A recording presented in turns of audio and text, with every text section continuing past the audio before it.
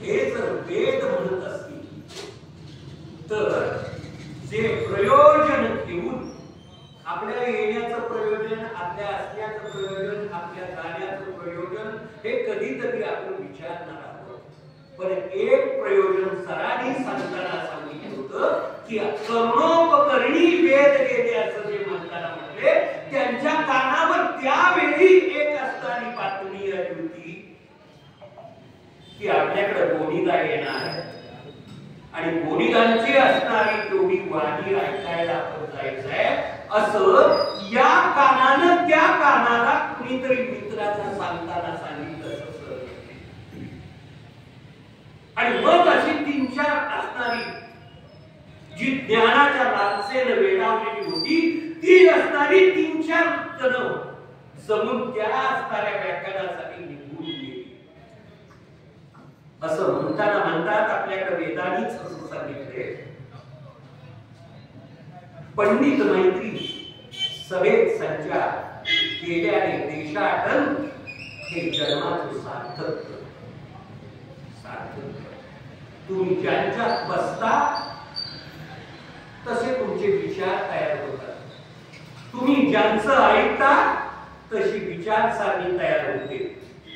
आणि तुम्ही जसं ऐकता, तुम्ही जसं बोलता, तुम्ही जसं आचरण करता ते आचरण सत्याप्रत आहे का हे बघण्यासाठी म्हणून आपण कुठं ना कुठंतरी या पृथ्वी तलावर भ्रमंती करून जातो. संपूर्ण जग पार्थ घालावं असं कधीतरी वाटत राहत. मी अजून हे पाहिलं नाही, ते पाहिलं नाही. आईच्या कुशीपासून ते सरणापर्यंतचा प्रवास म्हणजे जन्म नव्हे.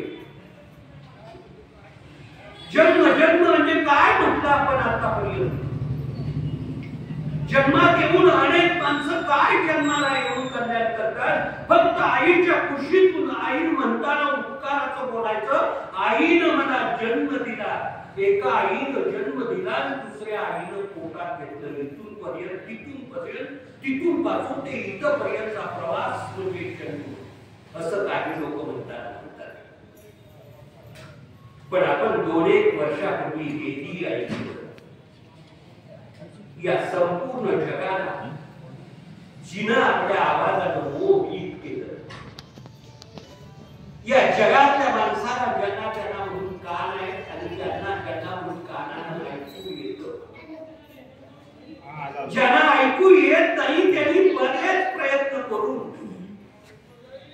एक भिकारी करी असं म्हणताना म्हटला, मला लोकांच्यासाठी काही गाणं म्हणायचं होतं पण मला लता दिदींचं ऐकता येत नव्हतं म्हणून 2 भिक्षा मागायला लागलो. त्याच्यातले पैसे जे आले त्या पैशातून मी पहिल्यांदा काय केलं तर एक कानाचं मशीन विकत घेतलं आणि त्या कानाला घातलं आणि मग मला कळायला लागलं की इतकी सुंदर लता दिदी गाताना गाते, इतकी सुंदर गाताना गाते. उभं आयुष्य जगलेली ती एक असताना त्या विश्वाला मिळालेली, या भूमीला मिळालेली देणगी जेव्हा 2-1 वर्षापूर्वी शेवटचा श्वास घेत होती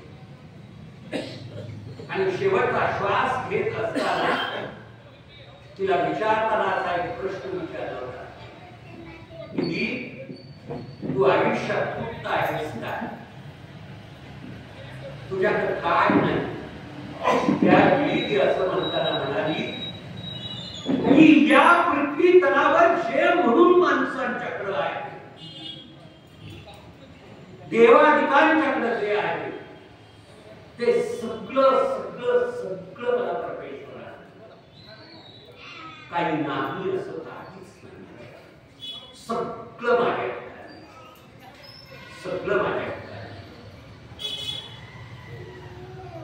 ज्याच्या देव पालखीत बसले पण त्या पालखीची किंमत असावी त्याच्या 1000 पटीनं असावी तशी जगातल्या 5 माणसांपैकी जगातली 5 श्रीमंत माणसं वापरतात.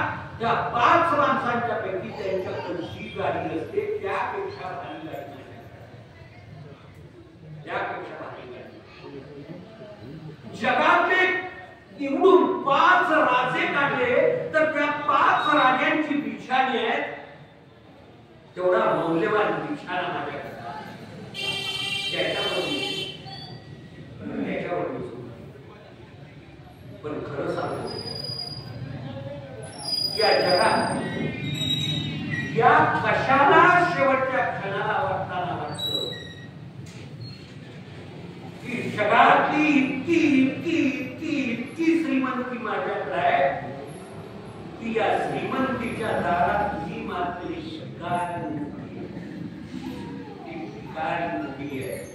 त्याच्याकडे मागते हे परमेश्वरा, हे नियती, हे संचिता, द्यायचं झालं तर एक दान दे की माझा विश्वास नाही पण तरी या जगाच्या पाठीवर विश्वास ठेवते शेवटच्या क्षणाला म्हणून या परमेश्वराकडे दान मागताना मागते हे सगळं दिलंस पण एवढंच कर पुढचा जन्म जर या जगात असेल तर लता मंगेशकर म्हणून एवढा जन्म कारण तिच्या इतकी भिकार आणि दरिद्री या जगाच्या पाठीवर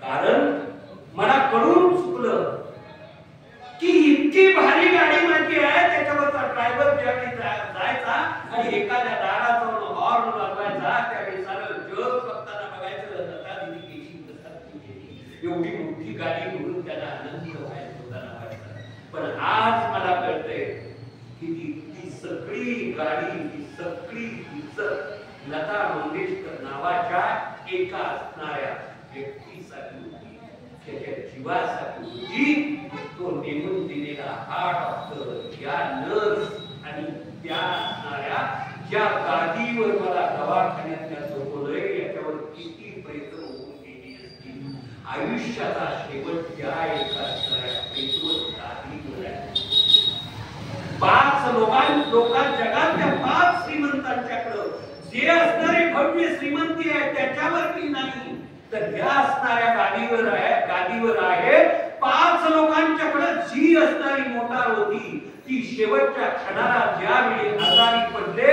त्याच्यातून मला येता येत नव्हतं त्याच्यातून आणण्यासाठी गाडी नव्हती मला कळून चुकलं होतं की अनेक प्रेतांना तिनं वाहिले त्या असणाऱ्या ॲम्ब्युलन्स मधूनच मला इथं पर्यंत आला आणि मला हेही कळलं ॲम्ब्युलन्स मधून उतरत असताना जे स्ट्रेचर माझ्यासाठी पुढे आलं ज्याच्यावर कितीतरी प्रेत वाहून गेलेली होती त्याच असणाऱ्या स्ट्रेचरवर माझी असणारी शेवट होणार आहे हे जर त्यावेळी कळलं असतं तर जीवनातलं श्रेष्ठत्व मला कळून चुकले आणि ती जगाच्या पाठीवर जरी पण काय परमेश्वरा म्हणून हे एवढं अहंकाराच्या रूपात देऊ नको हे परमेश्वराला जिनं दान मागितलं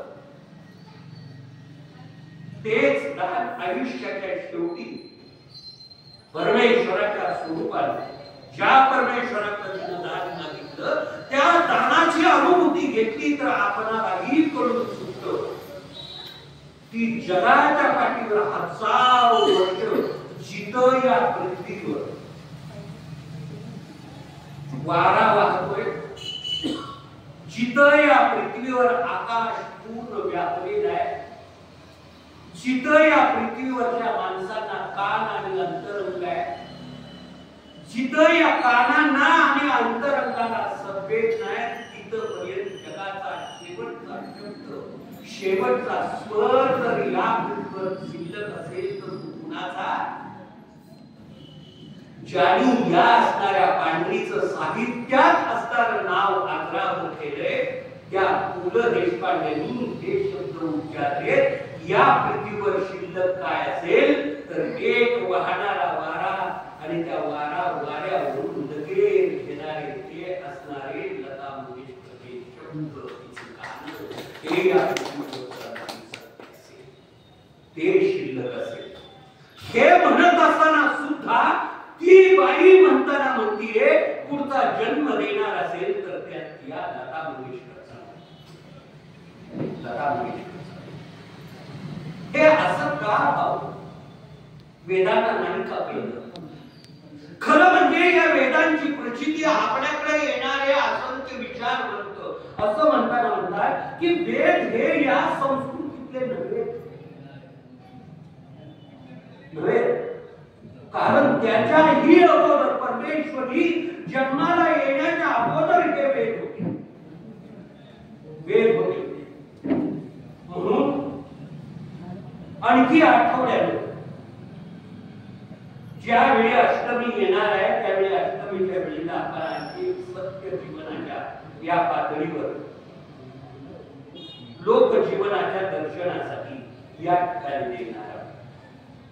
आजही जगातला प्रत्येक असणारा माणूस, प्रत्येक जीव जन्माला आला,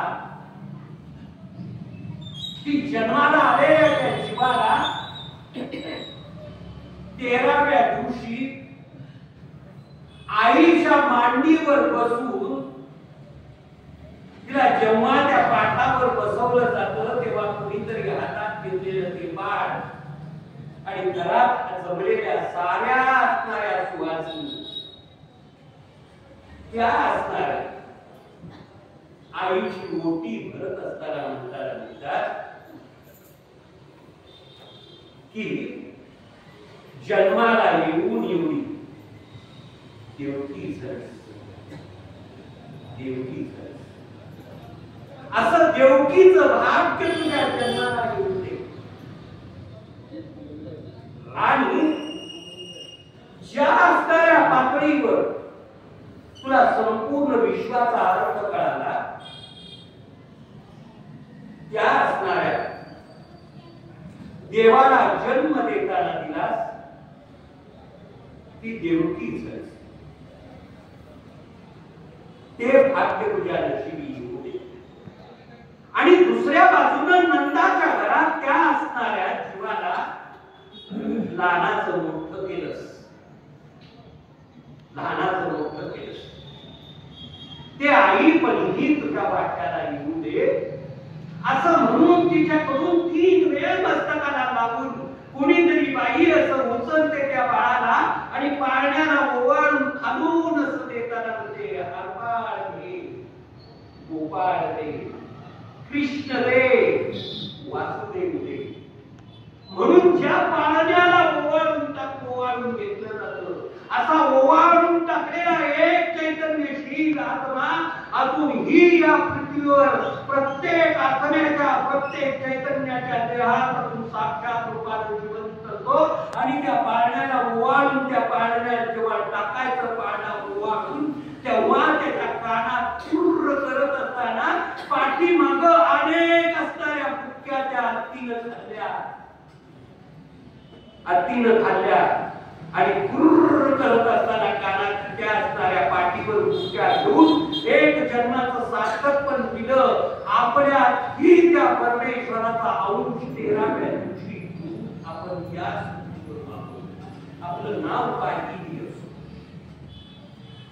पण हरपाळ गोपाळाच्या या जगात, हरपाळ गोपाळाच्या या भूमीत, हरपाळ गोपाळाच्या या पांढरीत, या पंढरीत प्रत्येक जीव जिथं जन्माला आला त्याला हरपाळ गोपाळ करून आहे. हिंदू धर्म पवित्र झाल्याची आपल्या जीवनाची प्रत्येकाची साक्ष आहे, प्रत्येकाची साक्ष. आणि मग त्याच्यात आपण जन्माला, मग आपलं नाव ठेवलं गेलं. या नावाची धारणा घेऊन आपण या सृष्टीवर वावरत राहिलो. याच्यातला कुठला एक अंश आपल्याकडे आहे असं जर स्वतःला विचारलं तर आपल्याला काय उत्तर मिळणार? म्हणून जे परब्रह्म मगाशी म्हटलं, ज्या वेदांचा अर्थ सांगायचा होता ते वेद समजावून घेणार होते आणि त्याबरोबर गीता टीका समजावून घ्यायची होती. त्या गीता टीकेसहित वेद फक्त वेदाचं चिंतन आजपर्यंत फक्त 33 लोकांनी केले. तरीही त्यांच्या विवेक वाणीतून त्याचे अर्थ अजूनही आपल्या दृष्टीला डोसत नाही. आणि मग या पंढरीच्या परब्रह्म्याच्या चरणावर नतमस्तक व्हायला गेलेला असा अखंडपणे चाललेला इतक्या युगानुयुग चाललेला हा संवाद प्रत्यक्षपणे माऊलीनं पहिल्या अध्यायाच्या 17व्या ओवीत असं लिहून ठेवलं की जो वाद या सृष्टीला सुचलाच नाही तो वाद प्रत्यक्षपणे शिव घालत स्वतःशीच बसले त्यावेळी जी असणारी चर्चा झाली जे प्रश्न या शक्तीला पडले म्हणजे या असणाऱ्या पार्वतीला पडले त्या पडलेल्या प्रत्येक शब्दातून तिनं जे प्रश्न विचारले त्या प्रश्नाचं विवरण म्हणजे श्रीमद म्हणून आमच्याकडे असं म्हटलं गेलं या विश्वाला ब्रह्मचैतन्याची शब्दांजली देणारे वेद व्यास असं म्हणून की ही भगवद्गीता या कुरुक्षेत्राच्या या असणाऱ्या संग्रामगण भूमीवर तिथं सांगितली गेली. तिथं असं म्हटलं गेलं माऊली म्हणताना होती वेदांनी तरी काय दिलं काय दिलं काय दिलं असा प्रश्न त्या शिव पार्वतीला तरी पडला असेल त्यांना ही प्रश्नाचं उत्तर जरी मिळालं नसेल तर वेद व्यासाने त्यांना उत्तर देताना दिलं आणि तेही उत्तर परिपूर्ण वाटलं नाही म्हणून माऊली असं म्हणताना होते वेद अनंत बोलिला अर्थ इतकाची साधना अर्थ इतकाची परब्रह्माशी शरण जावे हेची आम्हाला वेदांचा अर्थ काय करतो तर या चैतन्याला शरण जा एवढाच अर्थ आम्हाला जीव लागतो तेच फक्त आम्हाला कळतं वेदांचा अर्थ आम्हाशीच आणि दुसऱ्या बाजूला त्यांनी असं सांगितलं इतरांनी वहावा व्यर्थ बाकीच्यांनी खुशाल त्याचं विवरण करत राहावं आम्हाला वेद किती कळतो वेद आम्हाला केवढा ज्ञात होतो ज्या वेदांनी आम्हाला आमच्या जीवनाचा अर्थ माहिती झाला वेद अनंत कोटीला अर्थ इतकाची साधना हा अर्थ परमेश्वराशी शरण जावं हे ज्याला कळताना कळलं तोच परब्रह्मानं दिलेला वेदानं सांगितलेला अर्थ त्याच्यापेक्षा वेदाचा अर्थ आम्हाला माहितीच नाही आणि तोच अर्थ अंतिम सत्य असं जर म्हटलं जात असेल तर मग पुन्हा हे परब्रह्म कळलं हो जन्माबरोबर मगाशी म्हटलं तसं 13व्या दिवशी पाळण्यावरून ओवाळून आपल्या ठिकाणी आपल्या आईला पोटी भरण झाल्यानंतर त्या पाळण्यात आपल्याला घातलं गेलं हारपाळ गोपाळ झालं आणि मग त्या पंचमहाभूतांनी धारण केलेल्या देहाला या पंचमहाभूतांच्या या देहाला एक नाव प्राप्त झालं आणि या जगात वावरत राहिलो आईला आपल्याला कळायला लागलं आणि ज्यावेळी नाव आपलं घेतलं गेलं त्यावेळी असं नाव का ठेवलं असं ज्यावेळी आईला विचारलं त्यावेळी आईनं आपल्याला कधीतरी जन्मात एक वेळ सांगितलं होतं बाळा जगाच्या पाठीवर काही मिळवू नकोस पण आई वडिलांचं नाव आणि तुझं नाव या पृथ्वीवरची पाठीमागची परंपरा हजारो वर्ष गेली असं फक्त नाव मिळत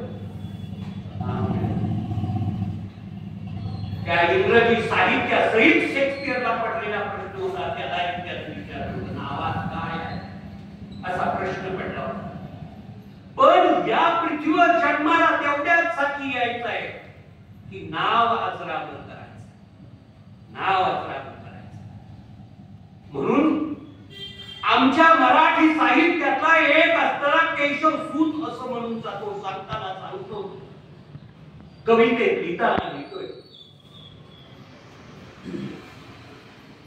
हे परब्रह्म हे असणारा आकाश किती आहे त्या आकाशावर एक स्वतःचं फक्त नाव नोंदवून एक स्वतःचं नाव फक्त नोंदवून कारण जन्माला येण्याचं ते एक कारण आहे इतक्या सहजपणे आपला जन्म नाही आपल्या पाठीमागच्या किती पिढ्या प्रामुख्याने आपल्या जन्मासाठी जिवंत राहिल्या त्याच्यातली एक तरी पिढी कुठेतरी गचकली असती तर आपला जन्म नव्हता. आपला जन्म नव्हता. या असंख्य पिढ्या मिळेल ते सगळं घेत आल्या, मिळेल ते सोसत आल्या आणि त्या सोसण्याचं असणारं सार्थक व्हावं म्हणून आपला जन्म झाला. म्हणून आपला जन्म झाला. एक पिढी जर त्याच्यातली नसती, एक व्यक्ती जर त्याच्यातली नसती तर आपला जन्म नव्हता. इतका अर्थ जर आपल्या जन्माला असेल आणि एवढ्या जन्मासाठी या पिढ्या जगल्या असतील, त्याच्यातून आपला जन्म असेल तर त्या जगण्याला काहीतरी अर्थ आहे.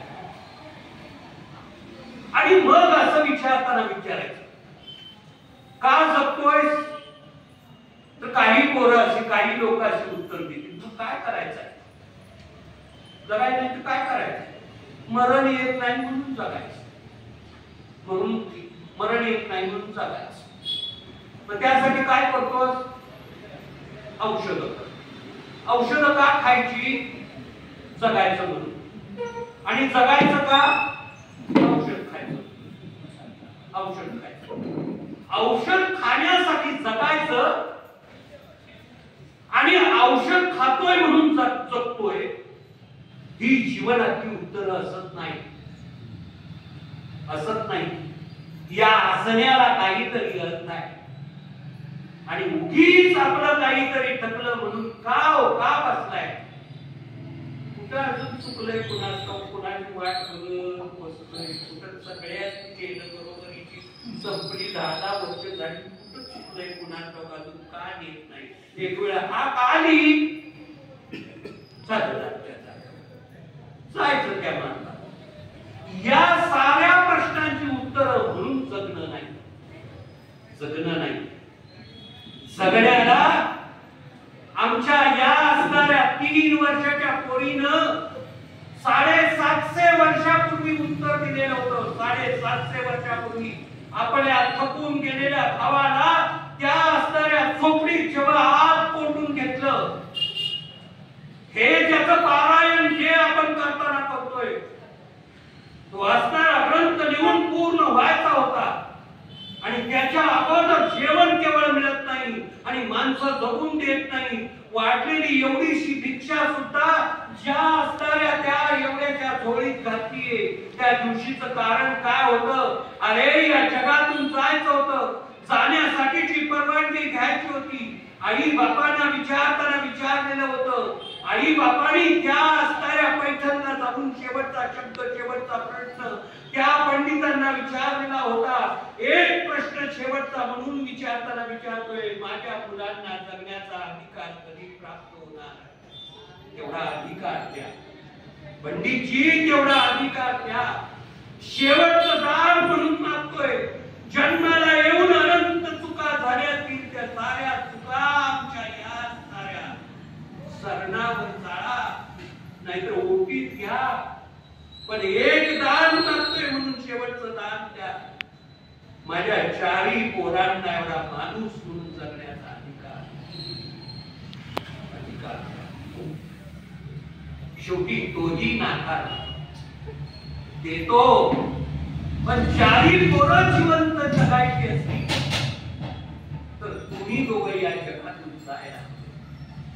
म्हणून इंद्रायणीच्या पाण्यात जात असताना, उडी टाकण्यासाठी जात असताना तेवढंच असणारं परब्रह्म, पुढं झोपलेली तेवढीशी 2-2.5 वर्षाची तेवढीशी पोर, जाता जाता या असणाऱ्या माऊलीच्या समोर झोपवली. अशी रात्री 3-3:30 वाजले.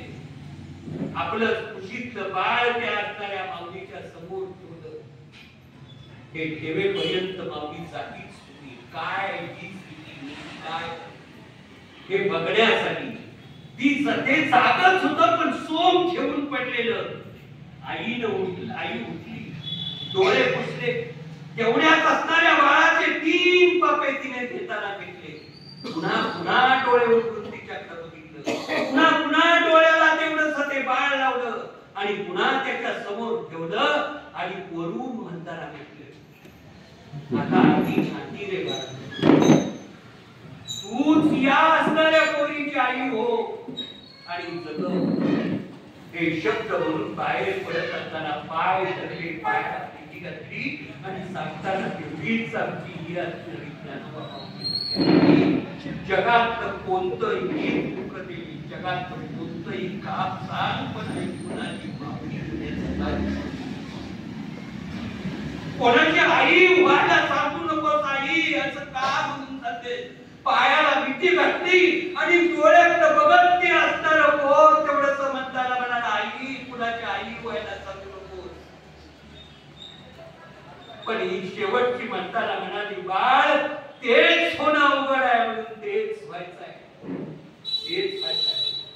आज 750 वर्ष झाली एका पोराला या जगातला चमत्कार आहे. एक पोर या जगात जगभर आई म्हणून ओळखलं जातं. माऊली माऊली माऊली माऊली. एका आईचा शब्द शेवटपर्यंत पाळावा हे अभिवचन ज्यानं पाळले होतं त्या सगळ्याचा अर्थ त्याच असणाऱ्या माऊलींना माहित होता. म्हणून तिनं सांगताना सांगितले जगाचा संसार सुखाचा करेन, आनंदे करेन तिन्ही लोक, अवघाची संसार सुखाचा करेन. आई तू दिलेला शब्द म्हणून मला एक नव्हे तर साऱ्या विश्वाचा संसार करायचा आहे. पण तो कसा करायचा आहे? सुखाचा करायचा आहे. आज जगात ती एवढी असणारी 40 कोटीची असणारी आमची असणारी जगाची संख्या झाली. पण एका माणसाला विचारून बघा कसा काय आहे आमचं तोंड काय कसं जगताय. जायत नाही म्हणून जगायचं काय. एकाही असणाऱ्या आजपर्यंत कधीतरी स्वतःलाही विचार करून बघा अरे संसार केला म्हणजे मी काय केलं, काय केलं संसार, काय केलं संसार. आपणाला फक्त कळून पोटी काहीच नव्हतं. जीवनात 3 बाळं 2 बाळं 1 बाळ जन्माला घातलं, लहानाचं मोठं केलं. आज तेच सकाळचं नाही पकडून बाहेर लावलं. माझ्या बरोबरची अनेक गेली तर आयुष्याचं शेवटचं म्हणून काय करायचं म्हणून विचार माऊलीला हा विचार एवढा जगाच्या माऊलीचा येण्यासाठी म्हणून जे असणारं चैतन्य ज्या माऊलीच्या स्वाधीन केलं होतं, ज्या माऊलीनं शेवटचा शब्द तू पाळला पाहिजेस म्हणून पायाला भीती घातली होती आणि मग ज्याने आपला देह झोपून दिला होता त्यांनी शेवटचा शब्द पूर्ण केला. 750 वर्ष अखंड ही असणारी पंढरी माऊलीच्या रूपानं अखंडपणे हरिनामाचं संकीर्तन करते त्या माऊलीच्या रूपाने. पण त्यालाही वाटलं होतं जगण्याला काही अर्थ नाही. कारण एक दिवस खूप भूक लागली, खूप भूक लागली आणि भूक लागली असताना ही असणारी पोर पाठीमाग गेली आणि त्या असणाऱ्या ज्ञानोबा माऊलीच्या चरणाला तशीच आईला मिठी घातली होती. तशीच मिठी घालून ती पोर म्हणताना म्हणाली चिर चैतन्याचा विलास वा विलासिनी स्त्री ही असणारी कळा चित्कळा कुणाला कळलेली होती आजपर्यंत कुणाला कळलेली नाही, कुणाला कळली नाही. हीच असणारी पायाला मिठी घालून म्हणताना म्हणाली दादा भूक लागली रे, भूक लागली, काहीतरी खायला द्यायची. आई असती तर तिनं निदान तिच्या ओंजळीत घेऊन मला दूध पाजलं असतं. ती नाही, तू काय केला. डोळे त्याही वेळी भरून आले. काकेला होती तेवढी गाठ मारलेली झोळी अडकवली आणि 4-5 घरं फिरून मागण्यासाठी 4-5 घरांच्या ठिकाणी गेली आणि 1-2 ठिकाणी तेवढी असणारी एवढं कोण नाही इकडं तिकडं बघून भिक्षा सुद्धा घेण्याचा अधिकार नव्हता. देणारी माणसं होती पण घेण्याचं स्वातंत्र्य नव्हतं आणि देण्यालाही स्वातंत्र्य, देण्यालाही स्वातंत्र्य. माणसाला भिक्षा देताना सुद्धा आजूबाजूला बघावं लागत होतं, मग भिक्षा द्यावी लागत होती. असे डोळे चुकून भिक्षा दिलेली. पण ज्यांनी बघितलं होतं त्या कर्मठाने 2-3 ठिकाणी भिक्षा दिलेली बघितली होती. त्यानं जाता जाता पोराला हात मारली आणि समोर उभा केलं. का रे फिरतोय, भिक्षा पाहिजे म्हणून इकडे ये म्हणून भिक्षा मागायला गेला आणि जाता जाता तिने चुलीतली असणारी राख आपल्या ओंजळीत ओंजळ करून घेतली आणि आत तीन ओंजळी फक्त एवढ्याशा मुठी आपण म्हणू पसा म्हणू एवढं वाहिलेलं पीठ त्याच्यात भर असणारी राख वाकून बघितलं आता या असणाऱ्या मुठीला काय द्यायचं असा प्रश्न पडला आणि जर आईचा शब्द मुक्तीसाठी खरा करू शकत नसतो तर जगण्याचा अर्थच नाही म्हणून हे पोर आतल्या बाजूला आलं आणि आतल्या बाजूला येऊन त्या झोपडीत दार बंद करून थांबलं. आता मला विचार आता मला खायला नाही मग मला खायला नाही पोटात आग भरत होती. जगाच्या पाठीवर संपूर्ण विश्वात एक जगाच्या पाठीवर अंतिम सत्य आहे की प्रत्येक जन्माला आलेल्या जीवाला जन्माबरोबर मृत्यूच्या अगोदर हे दोन भाऊ या जगाच्या पाठीवर अखंड आहे. ज्या दिवशी जन्म घेतो जीव जन्म घेतो त्याच दिवशी त्याच्या पाठीशी हात बांधून त्याच्या खांद्यावर मृत्यू येतो आणि त्याचं अंतिम सत्य या दोघांच्या ठिकाणी पण एक राहतं की त्या प्रत्येक जीवाला एक भूक आहे ती भूक पकडल्याखेरीज मुक्ती येत नाही. हे अंतिम सत्य जिला कळलं होतं तीच असणारी पोर अजून भूक थांबत नाही म्हणून आपल्या असणाऱ्या बाबाला बोलवून घेते आणि बोलवून घेऊन ती म्हणते सोपान दादा आपणाला तेवढीशी असणारी चांदुले करून देतोय तोपर्यंत आपण खेळूया. तोही असणारा भुकेजलेला काच मातीचा खेळ खेळत दोघं जण एका चिंचेच्या झाडाखाली थांबले आणि हा विचार त्याला विचारतोय म्हणते अगं भूक लागली पण आई कधी येणार आई कधी येणार. ती सांगताना सांगते दादा आला की दादाला विचारते मग तुला सांगताना सांगते. तिला माहित होत की आई आपल्याला सांगून गेली. वेदांना माहिती आहे प्रत्येक जीवाच्या आत्म्यात एक जीव देणारी जन्म देणारी आई प्रत्येक जीवाला हे अंतिम सत्य. आई शिवाय या पृथ्वी तलावर कुणाचाही जन्म झालेला कुणाचाही जन्म झालेला आणि मग आई आई आई हे अंतिम सत्य असेल तर हे अंतिम सत्य सांगणारी तुझी माझी आई परत येते म्हणून सांगून गेली अजूनपर्यंत आलेली म्हणून आपण खेळ खेळतोय. तोपर्यंत झालं असं की काच अशी पुरत पुरत पुरत पुरत पुरत त्याच्यात गेली आणि एवढ्या त्या असणाऱ्या वर चिंचेचं झाड होतं त्या झाडावर एक असणारा कावळा आला आणि गाव गाव गाव कावळा तसा त्या झाडावर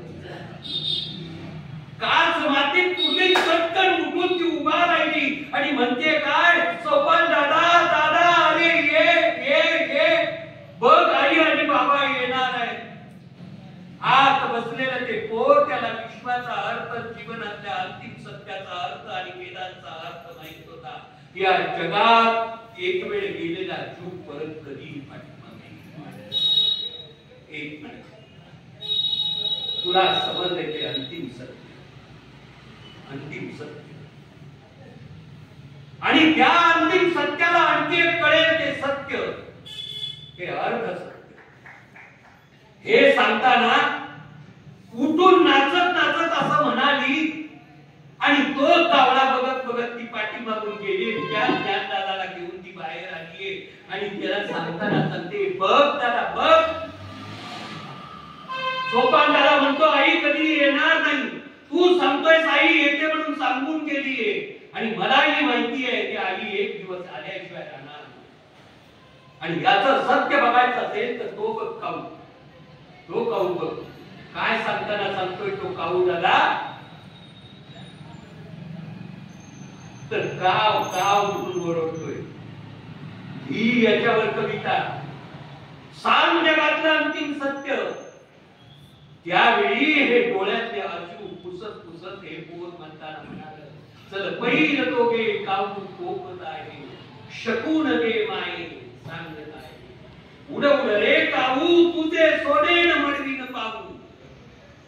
ही जीवनाची असणारी एक ओळ यायला अवघड जीवन त्याच्या पायावर घालावं लागलं. तेवढ्या चैतन्यानं प्राप्त झालेली तेवढी एक ओळ आली. पण त्या असणाऱ्या जे आई आणि बाबा येणार आहे हे अंतिम सत्य सांगणाऱ्या त्या काऊला देताना द्यायचं आहे काय, तर आमची माऊली असं म्हणताना म्हणते, बाबा तू सांगितलेलं अंतिम सत्य जर हे काऊला येणार असेल तर तुझी पंख आणि तुझे पाय मी सोन्यानं भरली, जरी भाताची उंटी खाली तुझे तोंडी, सत्य सांग कोटी तुझी काय. हे जीवनातलं अंतिम सत्य त्याला विचारायला लागते. आजपर्यंत 750 वर्षापूर्वी 3.5 वर्षानं म्हटलेली पोरीचं हे गाणं आमच्या प्रत्येक जीवाला म्हणायला लागतं. आमची आई बाहेरच्या बाजूला कावळा ओरडला की आज सुद्धा सकाळी उठल्या ज्या पिढीतली काही खेळाची पोरं असतील त्यांच्या घरावर जर कावळा ओरडला असेल तर ती पोरं आईला सांगत गेली असतील, राखी बंधनाच्या निमित्तानं मामा नक्की येणार आहे, नक्की येणार आहे. बघ अगं काऊ ओरडतोय मामा नक्की येणार आहे. आम्ही चांदोबाच्या त्या मामाला गाणी म्हणत आमचं आयुष्य जगतो. जिच्या पाठीवर भाऊ नाही ती बहीण नारळाकडे बघून चांदो मामाला राखी बांधायला आज पौर्णिमेच्या निमित्तानं नसेल भाऊ तरी हातात एक बंधन देऊन राहते. अरे जिथं जिथं अंधार येईल तेवढा माझ्या पाठीशी उभा, एवढा पाठीशी उभा.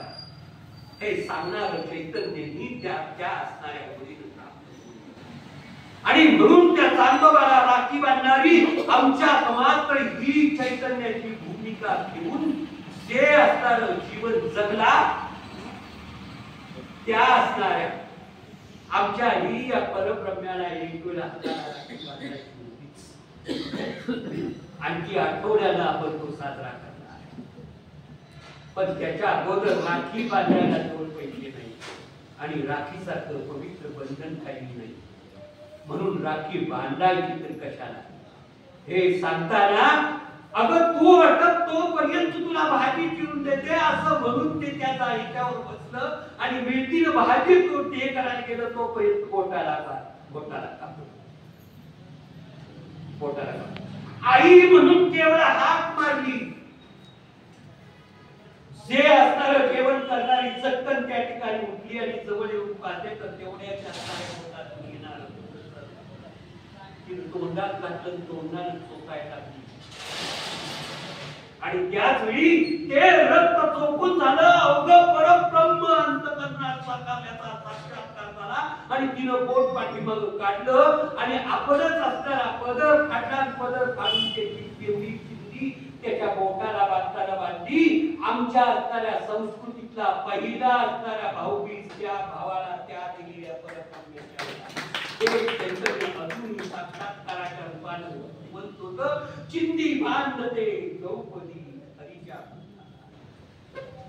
हे परब्रह्म म्हणण्याचं सामर्थ्य आणि त्याच्याही जीवनाच्या जाणीवांना परिपूर्ण करण्याचं सामर्थ्य आम्हाला कळलं का, आम्हाला जाणवलं का, आमच्या जीवनाच्या साक्षात्काराच्या रूपानं सत्यात पोहोचता येतं का, या प्रश्नाची उत्तरं शोधावी लागतील. पण ही शोधत असताना जे आमचंच परब्रह्म आम्हाला कळले, जन्माला आलेल्या बाळाचा जन्मदिवस साजरा करायचा. पण या बाळाचा जन्मदिवस साजरा झाला हरपाळ घ्या, गोपाळ घ्या असं आजच्या पिढीपर्यंत म्हणत आलो. पण यशोदेच्या घरात ही ते परब्रह्म तसंच राहिलं आणि देवकीच्या घरात ते परब्रह्म. त्याला काय म्हणायचं होतं आणि ज्या वेळी बाहेर बसलेला तो 7 असणाऱ्या दरवाजांचा तो महाल गडे कोट भरलेला होता.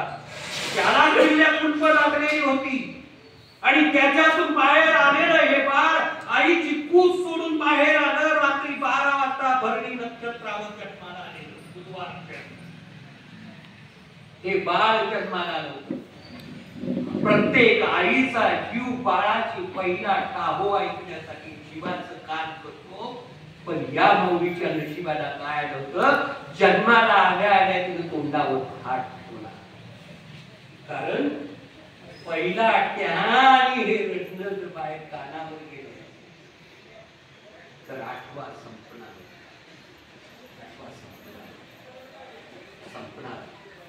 प्रचंड पडत असलेला पाऊस कुणाला द्यायचं म्हणून, हे बाळ कुणाकडे द्यायचं म्हणून नाही, बोलवून घेतलं, बाजूला बांधून टाकलेला तेवढाच तो असणारा वासुदेव, त्याला जवळ बोलवून घेतलं. ते तुटत नाही कड्या तोडून बघा म्हणून सांगितलं आणि ओढ लागल्यावर त्याच्या हातापायातल्या बेड्या तशाच खाली निघून पडल्या. हातात देत असताना पहिल्यांदा फक्त तीच असणारी देवकी म्हणाली, हातपार घ्या. आणि आमचा वासुदेव असं म्हणतात, अरे एका आई बापाला ज्याच्यासाठी या पृथ्वीच्या निर्मिती बरोबर 8व्या अवताराच्या निमित्तानं त्या ठिकाणी हारपार गोपाळ आई बापानं एकमेकाला केलेला होता. आमच्या घरातल्या साऱ्या या असणाऱ्या संस्कृतीचा अखंडपणे करत आले. हे बाळ जिथून पोच झालं आणि तिथून जे आलेलं शक्तीचं रूप होतं, त्या शक्तीच्या रूपाला आपल्याला सत्वी कथा माहित आहे. अखंड फिरवून आपटून मारल्यानंतर तिनं संतांना सांगितलं होतं, तुझा वैरी गोकुळात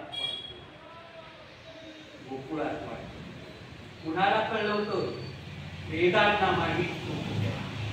कारण वेद या कंसाच्या पायाखाली तुडवले जात होते.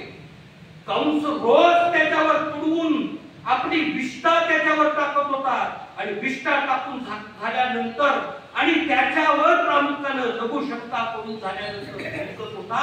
हीच परंपरा आज सुद्धा माणसं पाळतायत. बाहेर जाऊन लग्न करून आली की अजून सुद्धा माणसं फुंकतात, त्यावेळी घालून दिलेली शपथ आज सुद्धा पाळली जाते. आणि त्याच्यावर तो असता थुंकत होता. त्या वेदांना काय समजलं होतं? त्याच्या पायाखाली तुडवत असताना त्याच्या मुखात बाहेर पण हे बोर तिथं गेलं. त्याच असणाऱ्या जीवनाचा अर्थ समजून घेण्याच्या वेळेला आम्हाला जीवनाचं एक तत्व पटताना पडतं. इथंही वेद मुके झाले, वेदांच्या मुखातून शब्द बाहेर पडला नाही. पण याच असणाऱ्या मामानं ज्यावेळी त्याला शब्द जन्माचा उद्देशच पूर्ण करायचा होता, तो उद्देश पूर्ण करण्यासाठी अखंड वाढला तो गोकुळा. स्वतःच्या बापाचं तोंड सुद्धा पाहिजे होतं, आईचं तोंडही पाहिजे.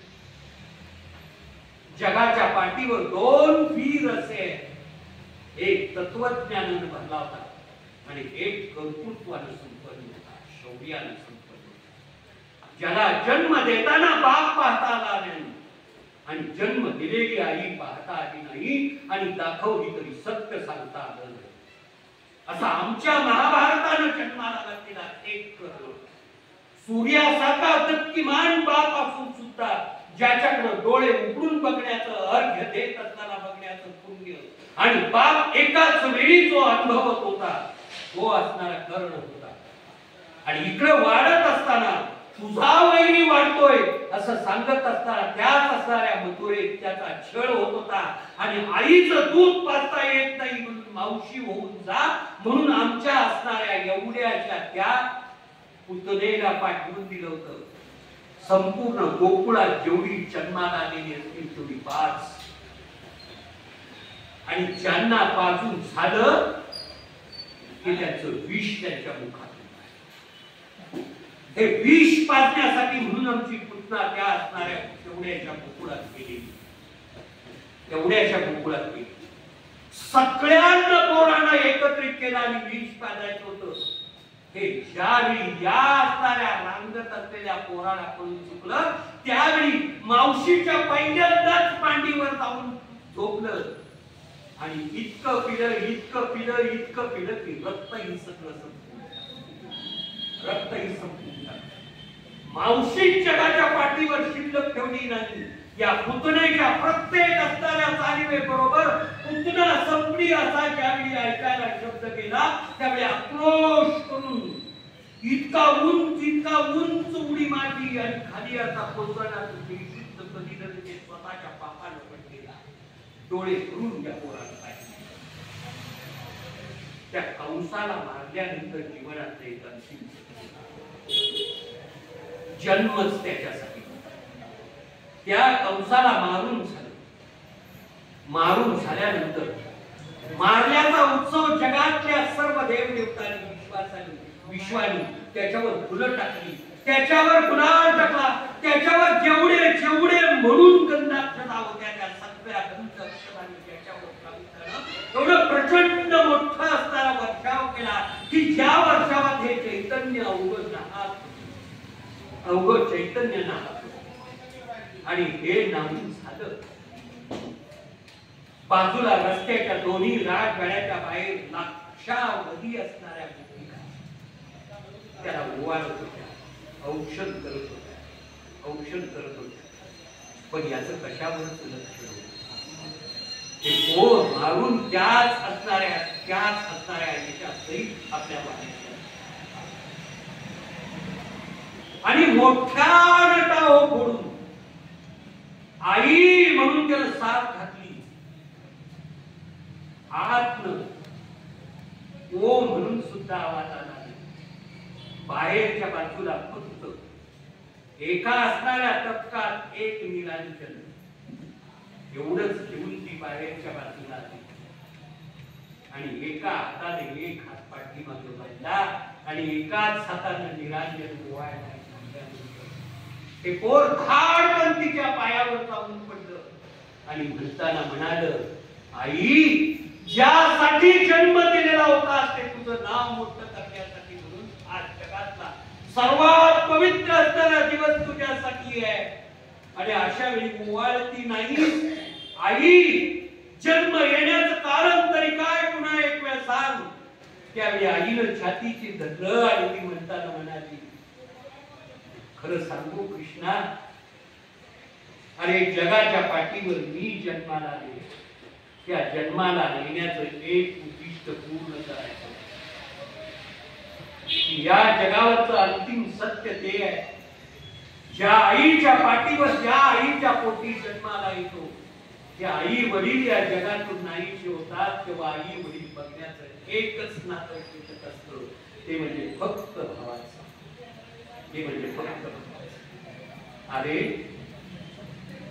जगाच्या पाठीवर आज तू सर्वात मोठं युद्ध जिंकलास, सर्वात मोठा पण जिंकलास. त्या असणाऱ्या माझ्या भावाला कंसाला मारलं. अरे या जगाच्या पाठीवर आज तो कुणीच नव्हतं. आता एक होता तो पण मारला. कसं ओवाळून चालू, कसं ओवाळू म्हणून डोळे भरून आले. पण त्याच वेळी हे मोठं उफाळून म्हणताना म्हणाल होतं, आई एक मारलास म्हणून एवढा आकांत करतेस, माझे 7 मारले त्याचं काय केलं सांग. 7 मारले माझे, त्याचा जाग कुणाला विचार, त्याचा जाग कुणाला विचार. या 7चा हिशोब देत आहे. म्हणून आमच्या जात्यावर जळताना बायका आज ही गाणं गातात. आज रक्षाबंधनाच्या वेळेला त्या असणाऱ्या वेदांना अर्थ कळला नाही, पण आमच्या जात्यावर बसलेल्या ओवीत आमची आई आजी त्यावेळी जळताना गीतं गात होती. म्हणताना म्हणायच्या, अग पाठीवर बहिणीच्या एक भाऊक असावा, पाठीवर बहिणीच्या एक भाऊक असावा, थकल्या भागल्या जीवाला एका रातीचा विसावा, एका रातीचा विसावा, एका रातीचा विसावा.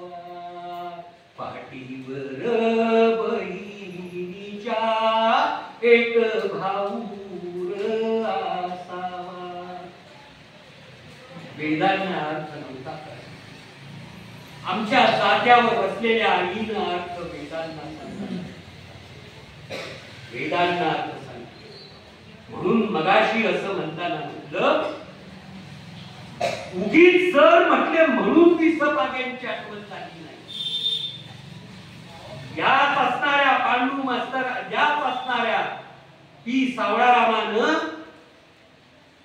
तिथं लिहिताना लिहिलं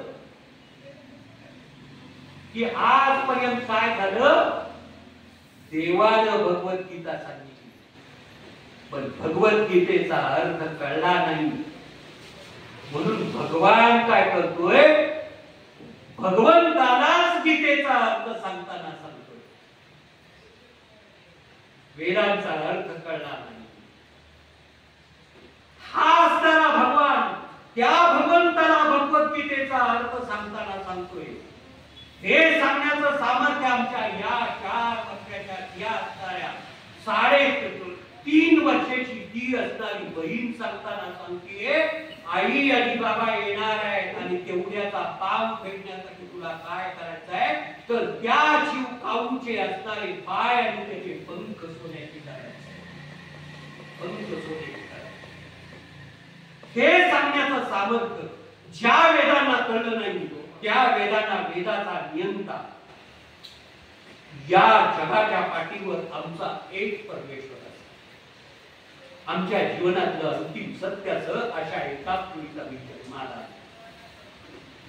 की ज्या जगातले सगळे ग्रंथ प्रेषितांना कुणी ना कुणीतरी एका माणसानं सांगितलं, एका माणसानं सांगितलं. पण या जगातला प्रत्येक असणारा मराठी आणि मराठा याला मात्र ग्रंथ सांगत असताना, जीवनातलं तत्वज्ञान सांगत असताना ते प्रत्यक्ष परमेश्वर भगवंताने गीता ही कुणीतरी कुणाला तरी सांगितली नाही. तर आमची गीता, जगातलं बायबल हे एका प्रेषितानं सांगितलं, जगातलं पुराण हे एका प्रेषितानं सांगितलं, जगातले सगळे ग्रंथ एका प्रेषितानं सांगितले.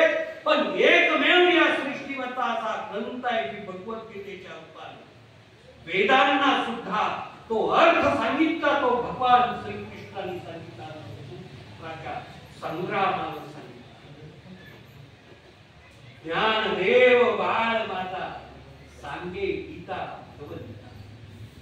हा फक्त ज्ञानदेव असा एकच बाळ आहे की तो भगवंताला भगवद्गीता सांगताना सांगतोय, ज्या भगवंताच्या मुखातून बाहेर पडलेला होता. पण त्यालाही वेदाचा अर्थ कळाला नाही. त्यावेळी हा बाळ जन्माला आलेला ज्ञानदेव बाळ माता सांगे गीता भगवंता, मराठी त्याची माता असं. आणि अशा बाळाला जन्म देणारी ही माता मराठी. म्हणून सांगण्याचं भाग्य ज्या याच्यावर आलं, वाट्याला आलं, त्या असंख्य जीवाच्या असणाऱ्या वेदांच्या कोणत्याच प्रश्नाला उत्तर मिळालं नाही.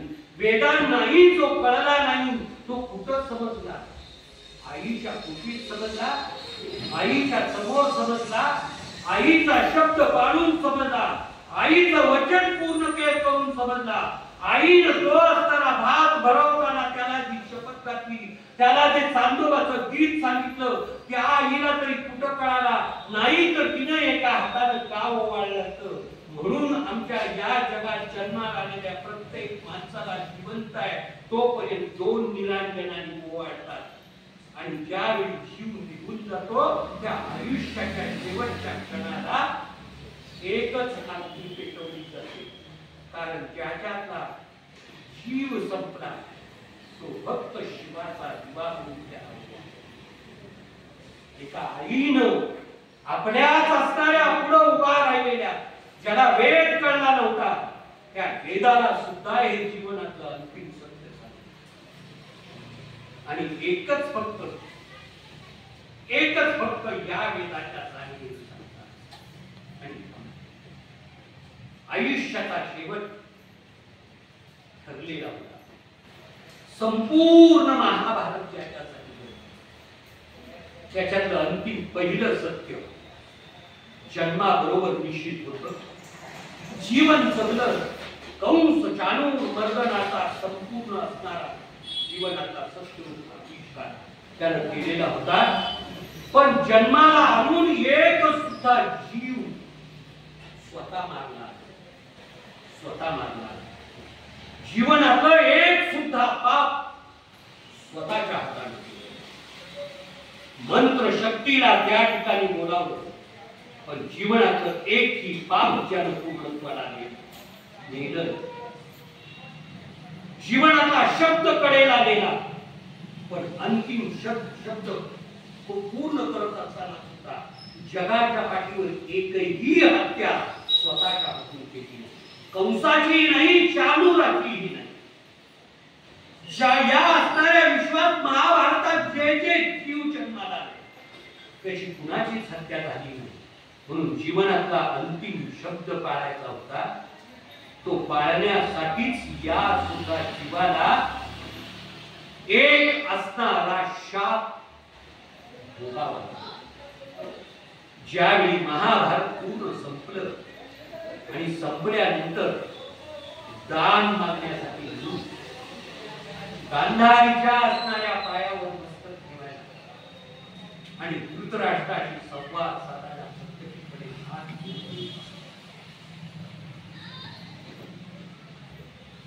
आणि सांगताना ही बातमी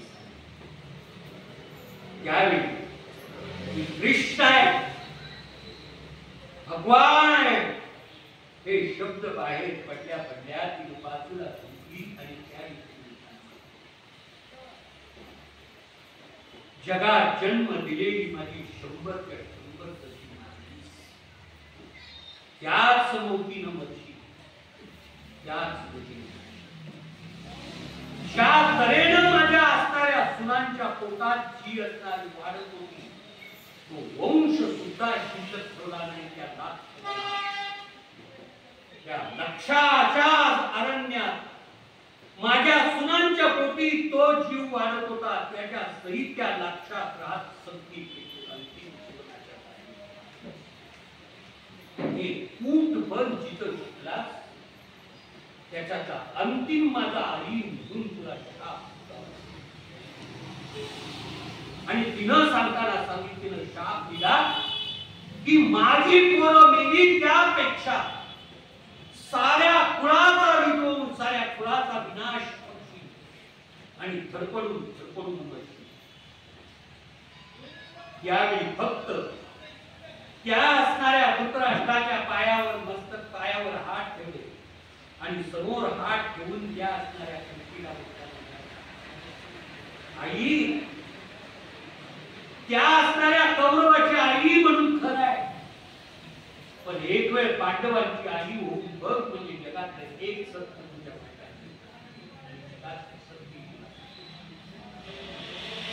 कौरवांची आई म्हणूनच पाहतीस. पण ते पाहत असताना सुद्धा डोळे बांधून घेतलेस, डोळ्यावरची पट्टी काढली तरी अंतिम सत्याची दृष्टी तुला प्राप्त झालेली नाही. आईला ज्यावेळी या सृष्टीवरची अंतिम दृष्टी प्राप्त होते त्यावेळी तुला आई पण प्राप्त होईल. त्यावेळी ती म्हणताना म्हणाली जगाच्या पाठीवरचं अंतिम सत्य पाहण्यासाठी हा जन्म असाच ठेव की ज्या तऱ्हेने मरून जाशील म्हणून. त्यावेळी तो तेवढंच म्हणाला आई खूप वाईट केलंस फक्त एक की ज्यासाठी याच असणाऱ्या पांडव हे 12 वर्ष फक्त राज्य करते झाले पण तुझा शाप जर अंतिम भोगायचा असेल तर 36 वर्ष ते अखंडपणे या असणाऱ्या हे माझ्या दृष्टीनं आणि म्हणून तिला तो सोचला म्हणतात त्याच तऱ्हेने सारं विश्व संपत आपलीच असणारी भावंड आपल्यात एक मुसळ होतं म्हणून तो जगाचा सगळा येण्याचा करून टाकला. तेच मुसळ होऊन त्या समुद्रातून वर आलं त्याच मुष्टियुक्त्यानं त्याच मोत्रानं संपूर्ण असणारा यादव कुळचा अंत त्यांची तडफडून मरत असताना डोळ्याने त्याला पाहताना संपूर्ण कुळीचा असणारा विनाश पाहिला आणि जगातून जाताना एकच दान सारा विश्व विनाशात एका असणाऱ्या झाडाच्या पांडी खाली गेलो एका तेवढ्यात वावरणाऱ्या मुळीच्या या असणाऱ्या याच्यावर जाऊन तो बसला. तेवढंच हिरवगार असणारा तेवढंच ते असणार बासरी उठाला आणि मांडीवर एक मांडी अर्धी केली आणि त्याच्यावर असणारा आपला पाय जानू आणि मांड्या जानू आणि चैतन्य ज्या असणाऱ्या कमळासारखं रक्तबंधीत झालेलं होतं आणि समोरच्या नकाला लागलेला तेवढाच असणारा आणि जगात जो जीव जन्माला आला होता त्या जन्माला मारलेला जीवच या पृथ्वी तलावर जन्माला आलेला होता. ते पुण्यच कुणाच्या नशिबी नव्हतं, कुणाच्याही नशिबी नव्हतं. उभा महाभारत, उभा जन्म, एकही मित्र नसलेला सारे शत्रूच या पृथ्वी तलावर होते. पण तरी सुद्धा शत्रूच्या हातून मात्र त्याला आलाच नाही. पण एक साधं पुण्य केलेला एक तेवढाच असणारा शिकारी, तोही बाण खांद्याला लागून आलेला, पायावर ठेवलेला तेवढा तो अंता असा असा हलवला आणि त्याला वाटताना वाटलं हरी पाणी पिण्यासाठी गेलेले बाण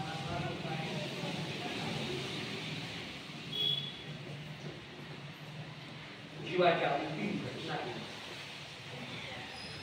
प्रचंड क्रोश मुखातून बाहेर पडणार होता, पण त्याच्यातून बाहेर पडणाऱ्या प्रत्येक परा पश्यंती मध्यमानी वैखरीला अर्थच कळत नव्हता की काय म्हणून करायचं.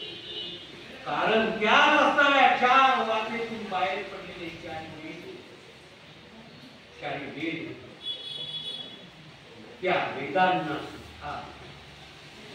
आज काय म्हणून करायचं हे कळलं नाही. भगवंतानी फक्त डोळ्यातून येणाऱ्या अश्रू सहित बासरी आपल्या आणि एक धून वाजवली. ही धून त्या असणाऱ्या स्वर्गापर्यंत गेली आणि त्या ठिकाणी दिवसभर काहून माजलेली तेवढीच असणारी आमची ही असणारी राधा मूर्ती मंच आणि तो बरी अशक्तीने विचारता का म्हणून माझी आठवण त्यावेळी त्या परब्रह्म्याने सांगितलं जगाच्या पाठीवर राधे, या जगाच्या पाठीवर सगळे असून कुणी नाही हे अंतिम सत्य. पुनरपि जननम पुनरपि मरणम हे जीवनातलं अंतिम सत्य सांगतात. मुखातून बाहेर पडलेली गीता सर्व ज्या असणाऱ्या विश्वाचा अर्थ लावण्याचा प्रयत्न करेल,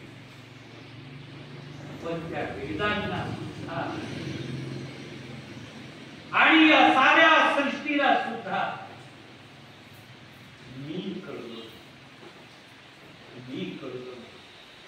तुला फक्त सांगतो राधे, शेवटचं एक सत्य, उभ्या महाभारतभर जन्माला आल्यानंतर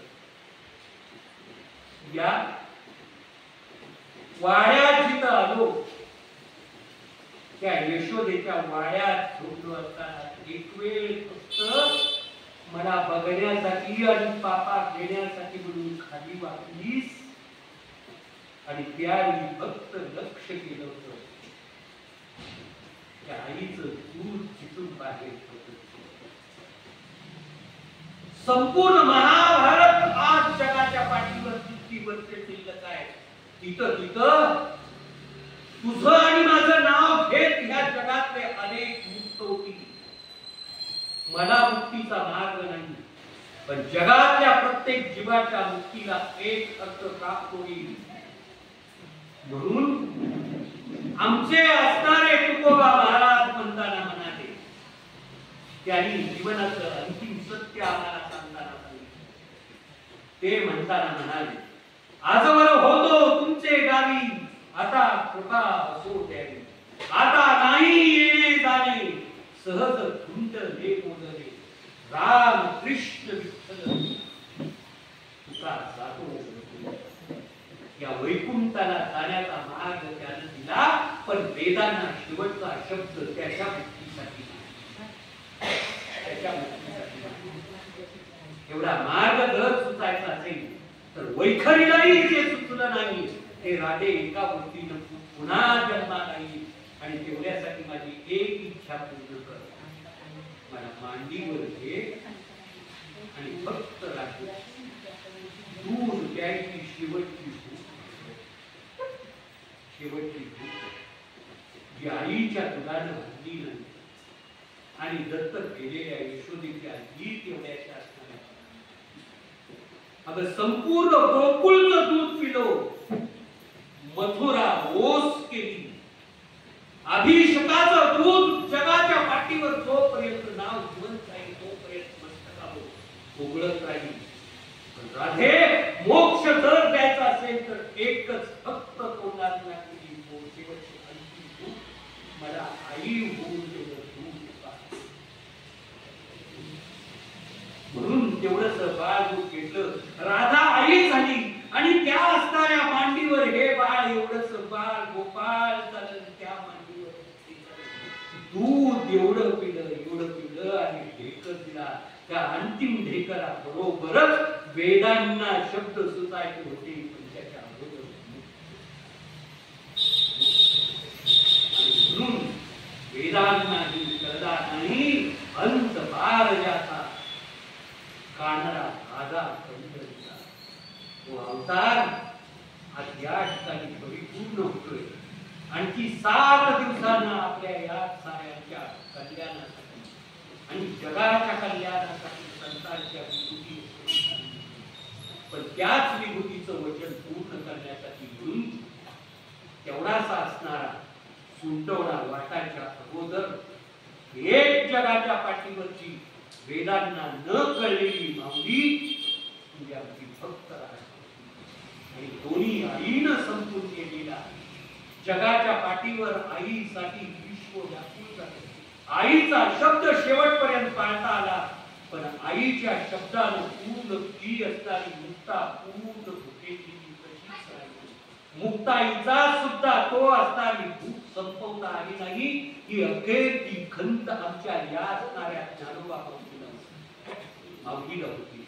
आणि म्हणून ती शेवटी म्हणताना म्हणाली की, अरे असा काय म्हणतोस दादा, बघ माशी व्याली धार झाली, नवलाई केवढी माशी व्याली धार झाली, वांजे पुत्र प्रसविला.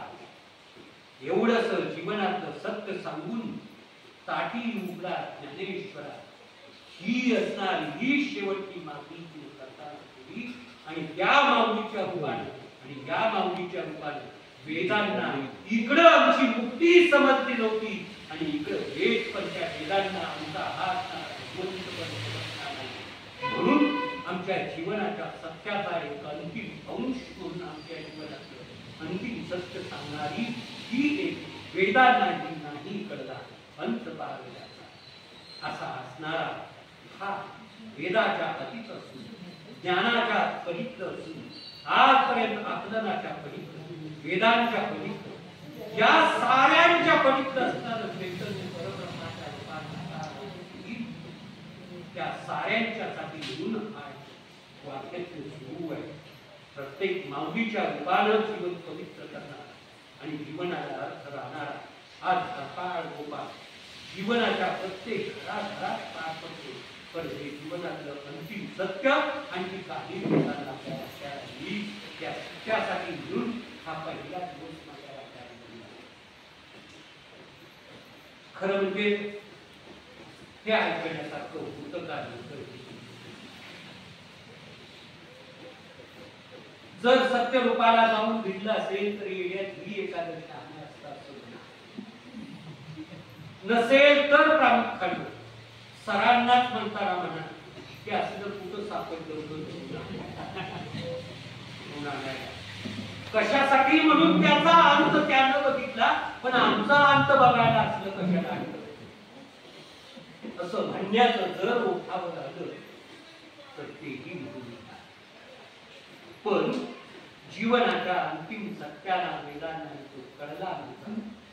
तो कळण्यासाठी म्हणून हा जन्म आपण घेतला. या जन्माचं सकल कल्याण परमेश्वराने करावं आणि आयुष्याला एक नवा अर्थ एवढ्यासाठी त्या माऊलीच्या चरणावर पुस्तक ऐकून घेतलं आणि मला बोलवलं.